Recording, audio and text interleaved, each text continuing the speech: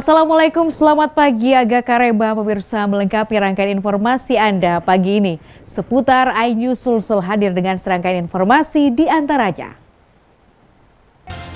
Polisi gadungan nyaris diamuk massa usai membawa lari telepon genggam milik korbannya.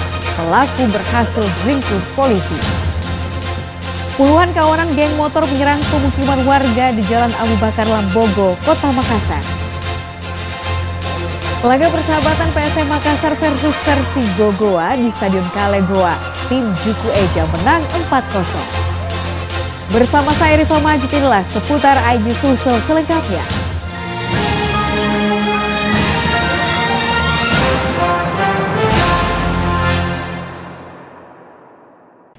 Kita awali informasi pertama, pemirsa. Satu dari dua pelaku kejahatan dan kekerasan dengan modus mengaku sebagai anggota polisi nyaris diamuk massa saat mencoba membawa kabur ponsel atau telepon genggam milik korbannya. Beruntung polisi berhasil mengamankan pelaku.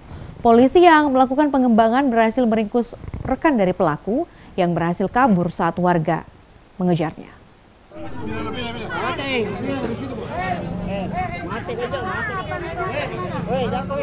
Aparat kepolisian dari Resmo Polsek Panakukang Kota Makassar dini hari tadi berhasil mengamankan dua pelaku curas yang mana satu diantaranya merupakan seorang residivis dan sempat menjadi bulan-bulanan warga di TKP. Kedua pelaku masing-masing bernama Iqbal 42 tahun dan Afdal Sukri Maulana 32 tahun warga Makassar. Usai mengamankan pelaku utama, polisi selanjutnya menggiring pelaku guna pengembangan ke rumah rekan pelaku di jalan korban 40.000 jiwa. Sebelumnya, kedua pelaku beraksi dengan merampas handphone milik salah satu warga. Informasinya, modus pelaku mengaku sebagai anggota polisi. Berawal saat korban bernama Muhammad Aidil, 22 tahun, sedang nongkrong di depan salah satu gerai minimarket. Tak lama, kedua pelaku datang dengan bergaya sebagai anggota polisi yang sedang melakukan patroli. Setelah itu, kedua pelaku lantas meminta korban menunjukkan handphonenya agar diperiksa. Saat diberikan, handphone korban pun dirampas lalu pelaku berusaha kabur. Melihat kejadian ini, korban pun berteriak histeris hingga memicu reaksi warga di sekitaran lokasi TKP. Warga pun mengejar pelaku hingga berhasil menangkapnya, satu dari dua pelaku. Dari tangan kedua pelaku, polisi mengamankan barang bukti berupa satu unit motor milik pelaku dan handphone milik korban yang sempat dibawa kabur pelaku. Modusnya pelaku ya terkadang mengaku sebagai anggota Polri dan sebagainya. Untuk salah satu tersangka ini seorang residivis, Bang, ya? Terhadap pelaku perampasan HP ini salah satunya ada residivis. Dalam kasus apa itu, Bang? Residivis dalam kasus pencurian yang sama. Kedua pelaku pun kini telah menjalani proses hukum di Mapolsek Panakukang guna mempertanggungjawabkan perbuatannya, dan atas perbuatan pelaku dijerat dengan pasal 363 KUHP dengan ancaman kurungan penjara di atas 5 tahun lamanya. Dari Kota Makassar, Muhammad Nurbone, iNews melaporkan. Puluhan kawanan geng motor menyerang pemukiman warga di Jalan Abu Bakar Lambogo, Kota Makassar. Aksi penyerangan viral di media sosial hingga aparat kepolisian setempat melakukan penjagaan. Kawanan geng motor menyerang warga usai pulang sholat subuh. Beruntung tidak ada korban jiwa dalam peristiwa tersebut.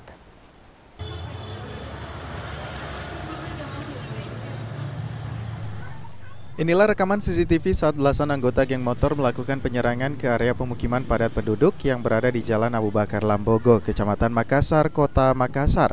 Belasan pemuda yang mengendarai sepeda motor ini tiba-tiba masuk ke dalam gang dan melepaskan anak panah kepada warga yang ingin bekerja ke pasar yang memang berada di sekitar lokasi penyerangan. Tidak hanya itu, kawanan geng motor ini juga mengancam sejumlah warga yang baru saja pulang dari sholat subuh. Belum diketahui penyebab penyerangan ini hingga membuat resah warga di lokasi. Usai melakukan penyerangan dan melepaskan beberapa anak panah, para pelaku pun langsung melarikan diri. Pasca penyerangan ini, pada Senin 25 Juli malam kemarin, aparat kepolisian dari Polsek Makassar menyiagakan sejumlah personilnya guna mengantisipasi aksi penyerangan susulan. Warga setempat juga telah menyerahkan bukti rekaman CCTV kepada polisi sebagai bahan penyelidikan untuk menangkap para pelaku serta motif penyerangan ini. Diserang kan? Baru kali ini. Baru kali ini. Yang menyerang itu berapa banyak dan bawa senjata tajam? Itu yang kita tidak tahu persis, tapi yang saya lihat Dia pakai motor itu di CCTV. Ada berapa motor itu kira-kira? Lebih dari 10 kayaknya. Bawa senjata tajam semua? Kayaknya bawa senjata tajam. Ada warga sempat diancam juga? Ada ini. Berapa banyak warga yang diancam? Ada 2, ada 3 dengan yang lagi pas pulang salat subuh. Oh, orang lagi pulang salat Orang subuh pas diancam. pulang salat subuh. Saya kurang tahu juga hitungannya karena pertama awalnya saya lihat itu cuma 4 motor ya. 4 motor? Iya awalnya, tapi setelah itu ceritanya warga yang lihat dari CCTV banyak, mungkin ada sekitar 10-an. Dia masuk sampai sekitar belum 3, ada sekitar 300 meter. 300 meter? Dia ancam, diancam juga warga sini dengan senjata tajam? Iya, diancam warga yang mau ke pasar kasihan. Oh. Hingga kini aparat kepolisian masih belum bisa memberikan keterangan terkait aksi penyerangan kawanan geng motor ke area pemukiman warga.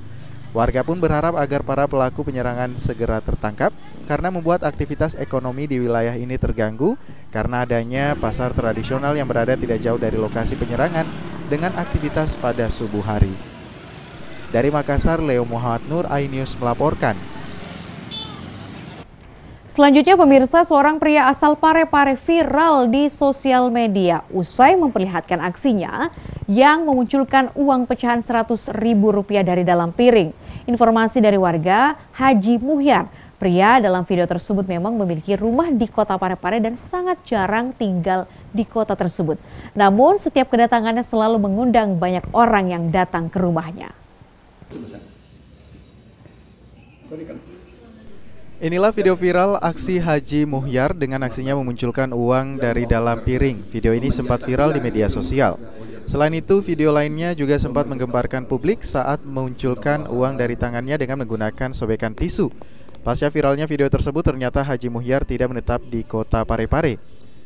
Dirinya hanya sesekali datang untuk mendatangi rumahnya yang berada di Jalan Andi Cami, Kelurahan Labukang, Kecamatan Ujung Kota Parepare, Provinsi Sulawesi Selatan. Terlihat rumah milik Haji Muhyar ini berbentuk bagaikan istana dengan warna putih mencolok dengan situasi kosong tergembok. Dari keterangan warga sekitar, Haji Muhyar sangat jarang datang ke rumahnya di kota Parepare. Namun jika dirinya datang berkunjung ke Parepare akan banyak orang yang berdatangan di rumah ini. Ditanya soal kemampuannya yang mampu munculkan uang dari dalam piring, warga tidak tahu menahu. Banyak orang datang, Di. Banyak, biar aja apa. Berapa sih dikasihkan uang itu kalau Saya enggak masuk ke saya itu kemarin itu. Tapi dulu pernah masuk dalam. Satu kali saya selama bilang sini kamu jual masuk. Berapa sih dikasih? 40 kasih ya kayak tapi ada berapa tahun. Oh, tapi kayak yang datang biasa kayak ada pejabat atau ustaz-ustaz datang juga di sini. Kalau dasar kan sore biasa datang ke sini. Iya, nah dia itu ramai jam berapa biasa? Karena kalau datang ke banyak orang. Oh. Belum datang banyak orang. Oh, iya. Itu yang datang naik mobil, naik motor, naik mobil. Dari Parepare, Erwin Eka Pratama, iNews melaporkan. Bagaimana bisa menjadi uang? Subhanallah. Mana orang bisa, nggak ada orang bisa, nggak ada. Kita ke informasi lain pemirsa, 3 pasien anak di Puskesmas Balang Nipa, Kabupaten Sinjai dirawat lantaran terserang diare. 1 diantaranya masih berumur 5 bulan. Ketiganya masih mendapat perawatan intensif. Dari data yang diperoleh sejak awal Juli 2022 hingga kini Puskesmas Balang Nipa sudah merawat sekitar 20 orang akibat terserang diare. Puskesmas Balang Nipa, Kabupaten Sinjai, Sulawesi Selatan kini merawat 3 pasien anak lantaran terserang penyakit diare. Salah satu diantaranya bernama Muhammad Alvaro, bayi yang masih berumur 5 bulan masih terbaring dengan selang infus melekat di tangannya, namun kondisinya sudah agak membaik setelah 2 hari dirawat di puskesmas tersebut. Pergantian musim ini membuat warga di Kabupaten Sinjai khawatir karena biasanya jika musim hujan seperti ini banyak penyakit yang bermunculan termasuk diare dan muntaber. Umul Kharisa, ibu dari pasien Muhammad Haikal, mengatakan bahwa anaknya masuk ke rumah sakit karena diare. Haikal sudah dirawat 2 hari dengan keluhan muntaber dan diare. Kini kondisinya sudah membaik dan BAB-nya sudah berkurang. Pertama memang waktu pagi mencret, pernah berhenti darahnya. Ini diare atau muntaber? Ya. Muntaber ini atau diare? Sudah berapa hari, Bu, di puskesmas? Kalau di sini 2 malam. Alhamdulillah sudah ada perubahan karena ini sudah baru 3 kali ini beri hari. Dr. Sufiana membenarkan bahwa Puskesmas Balang Nipa masih merawat 3 pasien anak karena terserang penyakit diare. Dr. Sufiana mengaku bahwa sejak awal Juli 2022 pihaknya telah merawat kurang lebih 20 pasien. Untuk mengantisipasi hal serupa, pihaknya telah berkolaborasi dengan pihak Dinas Kesehatan untuk melacak setiap kasus diare supaya penekanan kasus diare cepat ditangani. Dr. Sufiana berharap agar warga selalu menjaga kebersihannya. Saat ini kami sementara merawat pasien diare yang rata-rata ada anak yang berjumlah 3 orang. Apa yang menyebabkan ini diare sendiri? Faktor penyebabnya apalagi sekarang ini musim hujan, musim pancaroba yang membuat banyak kuman-kuman mengkontaminasi itu makanan, Pak. Sehingga kalau misalnya hygiene tidak baik, maka otomatis itu kuman akan masuk ke makanan dan menginfeksi anak-anak. Dari Kabupaten Sinjai, Bulan Sri Indra Maya, iNews melaporkan. Siapa namanya? Pemirsa, aksi unjuk rasa digelar mahasiswa Universitas Islam Makassar menyusul kebijakan kampus yang memberikan ruang kepada kelompok bercadar untuk beraktivitas di kampus Nahdlatul Ulama, dan para mahasiswa menolak kebijakan tersebut. Muhammad, mari kita sama-sama mengawali aksi damai ini dengan sama-sama membaca surat Al-Fatihah. Solidaritas Santri Aswaja An-Nahdliyah Kota Makassar menggeruduk kampus Universitas Islam Makassar Senin kemarin. Aksi ini merupakan imbas dari pernyataan yang dilakukan oleh Ruslan Wahab, Wakil Rektor 4 UIM. Elemen santri yang hadir saat menyayangkan kebijakan Universitas Islam Makassar yang memberikan ruang bagi kelompok bercadar beraktivitas di kampus NU. Mereka menyayangkan kenapa kampus NU yang bervisi Ahlus Sunnah wal Jamaah yang mengusung moderasi beragama tetap memberikan ruang bagi komunitas Salafi berkuliah di kampus NU. Beberapa kebijakan kampus seluruh Indonesia sudah melarang pemakaian cadar bagi mahasiswa. Anehnya, kampus NU memberikan ruang bagi komunitas Salafi yang dikenal Yayasan Cobik. Sementara itu, para mahasiswa menilai pemberhentian Kiai Afif diduga karena beliau melawan kebijakan UIM terhadap pemakaian cadar dan celana cingkrang di dalam lingkup Fakultas Agama Islam UIM Makassar. Para mahasiswa menuntut pengurus wilayah NU Sulawesi Selatan dan pengurus besar Nahdlatul Ulama untuk membentuk tim investigasi mengusut kasus ini agar tidak mencederai semangat NU dalam mendorong pengarus utamaan moderasi beragama di Indonesia. Dari Makassar, tim liputan iNews melaporkan.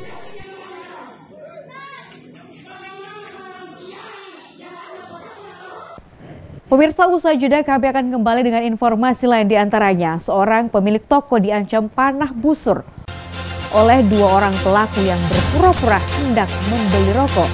Informasi selengkapnya sesaat lagi.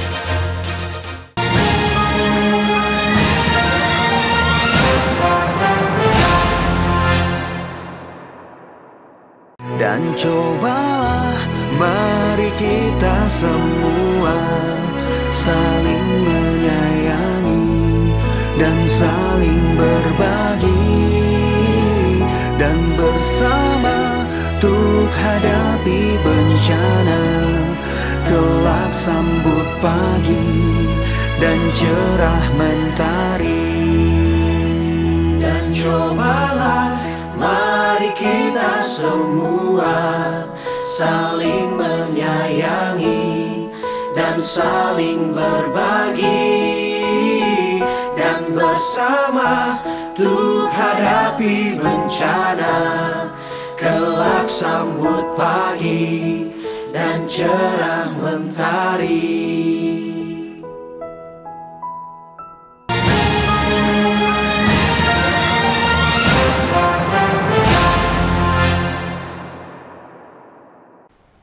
Terima kasih Anda masih bersama kami di seputar iNews Sulsel. Pemirsa, unit Jatan Ras Polrestabes membekuk seorang pria pelaku perampokan yang menyekap karyawan konter HP, lalu mengambil uang serta telepon genggam dan juga motor korban di Kota Makassar.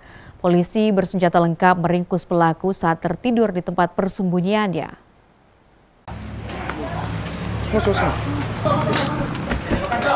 Foto mana? Diam. Unit Jatanras Polres Makassar bersama dengan tim Pegasus Polres Jeneponto langsung menggerebek sebuah kamar di kafe yang berada di kawasan Pirangloe, Kecamatan Kasih, Kabupaten Jeneponto untuk menangkap pelaku perampokan bernama Ardi alias Meme, 24 tahun. Saat dibekuk, pelaku diketahui tengah tertidur dan bersembunyi di tempat ini. Usai dirinya melakukan aksi perampokan di sebuah konter handphone di Jalan Urip Sumoharjo, Kota Makassar beberapa waktu lalu. Pelaku melakukan aksi ini dengan modus berpura-pura hendak berbelanja, langsung mengikat kaki dan tangan korban menggunakan tali sepatu serta menutup mulut korban dengan kerudungnya. Setelah itu, pelaku mengambil 2 unit handphone, uang hasil penjualan konter serta motor milik karyawan. Kasubnit 2 Jatanras Polres Makassar Ibda Nasrullah menuturkan, pelaku melakukan aksinya lantaran ketagihan bermain judi online dan hasil perampokannya ditukarkan dan dibeli chips judi online. Kini polisi telah menyita sejumlah barang bukti hasil kejahatan pelaku berupa handphone serta motor yang dirampas dari korban. Pelaku pencurian dan kekerasan itu dengan modus mengikat korban dengan tali tangan dan kaki, kemudian mengancam sebilah pisau, kemudian mengambil barang-barang korban itu motor, handphone, uang dan sejumlah pulsa. Untuk yang sudah diamankan bagaimana kronologi?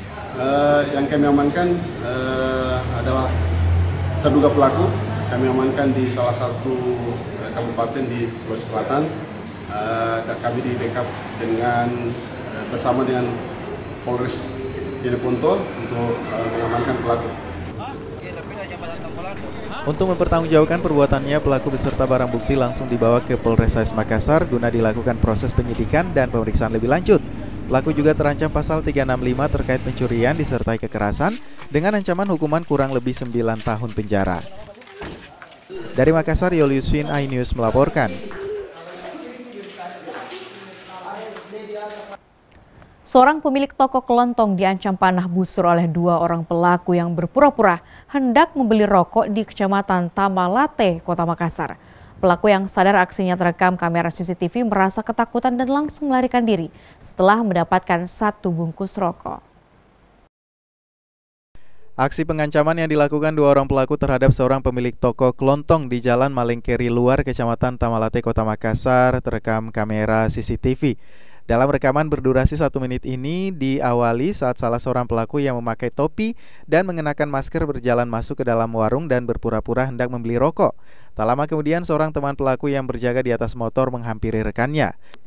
Saat pemilik toko memberikan rokok yang diminta, pelaku langsung menyerahkan rokok tersebut ke temannya. Kemudian pelaku mengambil anak panah busur dan langsung mengancam pemilik toko sambil meminta uang tunai. Korban yang dibuat panik berusaha meminta pertolongan dengan berteriak dan langsung tunduk serta berjalan secara perlahan ke rumah sebelah yang tembus dengan toko jualannya.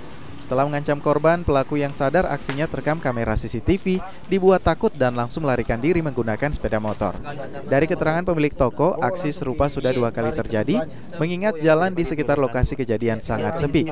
Aksi pengancaman disertai pencurian ini pun telah dilaporkan ke Polsek Tamalate yang masih melakukan penyidikan guna mengungkap identitas para pelaku yang aksinya terekam kamera CCTV.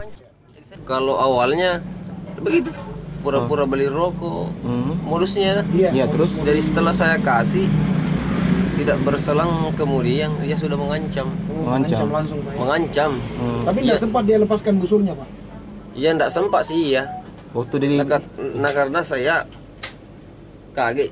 Secara serentak saya juga kaget. Langsung menyelamatkan. Iya. Dari Makassar, Yoliusvin, iNews melaporkan.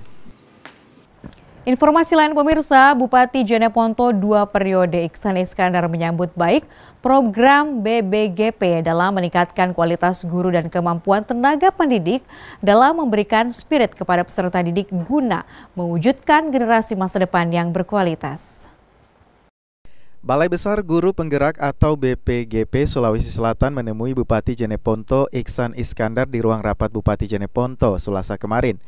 Rombongan ini dipimpin oleh Muhammad Haidir.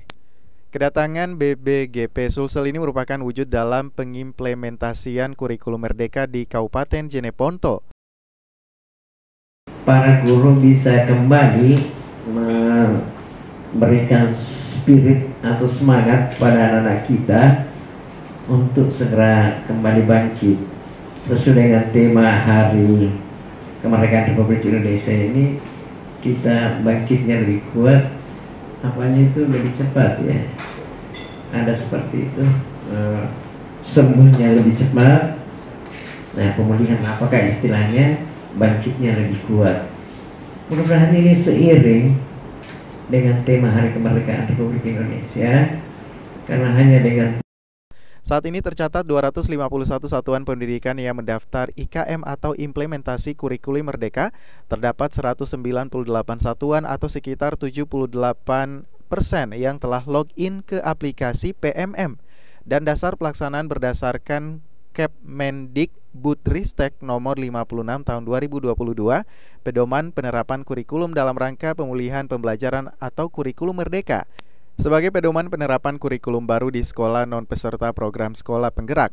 Bupati Jeneponto 2 periode ini menyambut baik program BBGP karena selain meningkatkan kualitas guru juga dapat meningkatkan kemampuan para tenaga pendidik dalam memberikan spirit kepada peserta didik guna mewujudkan generasi masa depan yang berkualitas dan handal. Untuk mencapai peningkatan kualitas mutu pendidikan dan mampu mengejar IPM yang lebih baik ke depannya, maka Pemda Jeneponto membangun sinergitas. Salah satunya membangun sinergitas dengan Balai Besar Guru Penggerak atau BBGP Sulawesi Selatan.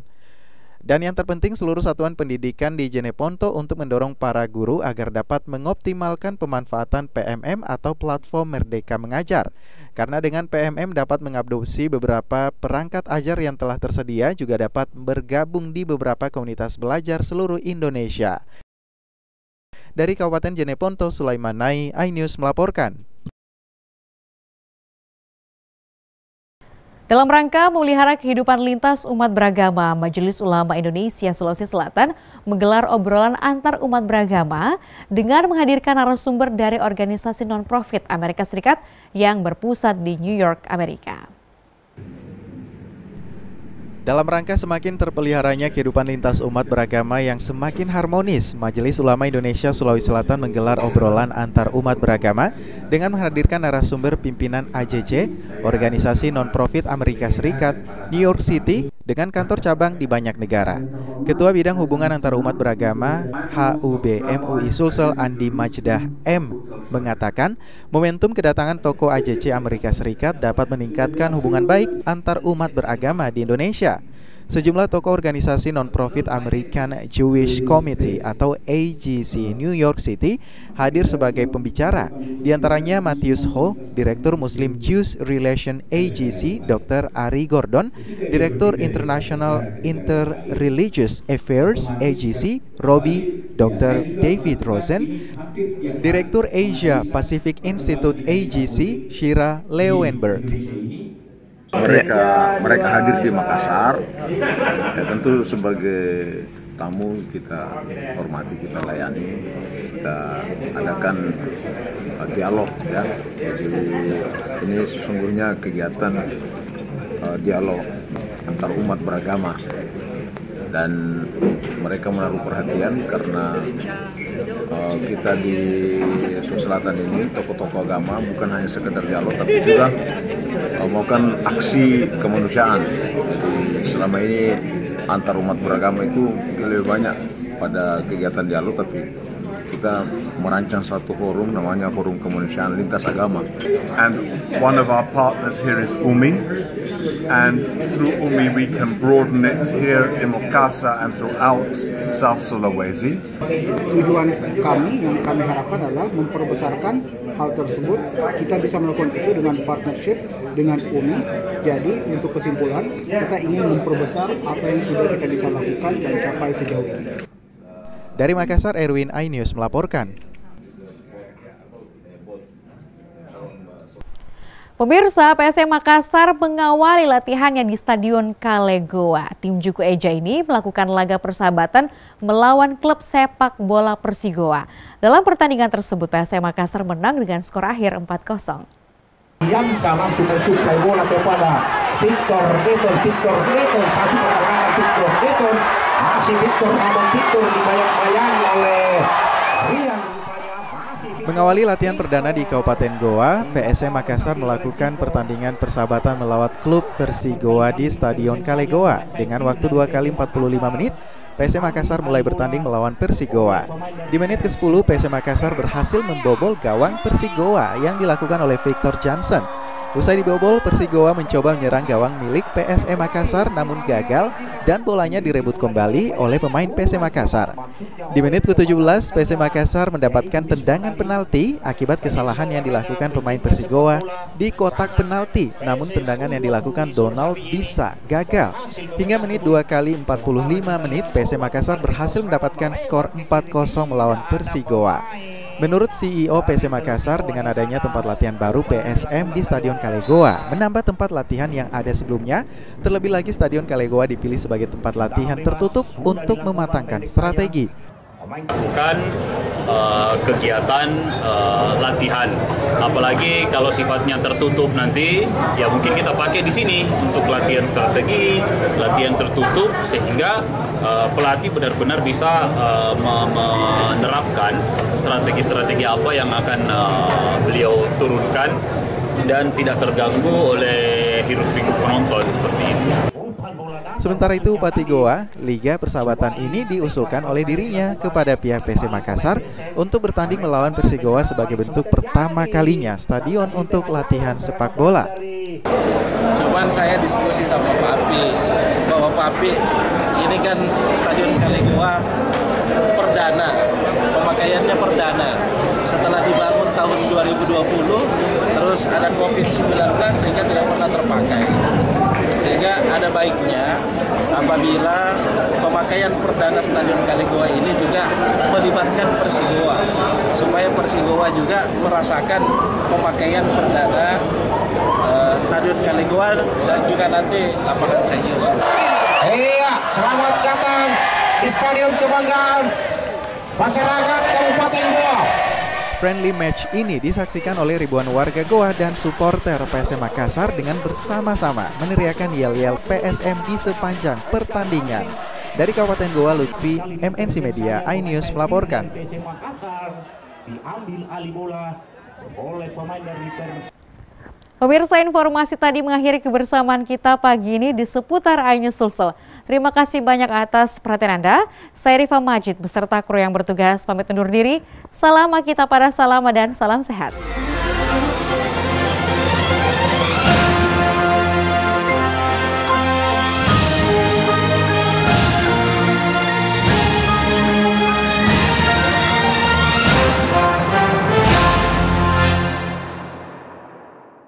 Dan cobalah mari kita semua saling menyayangi dan saling berbagi, dan bersama untuk hadapi bencana, kelak sambut pagi dan cerah mentari.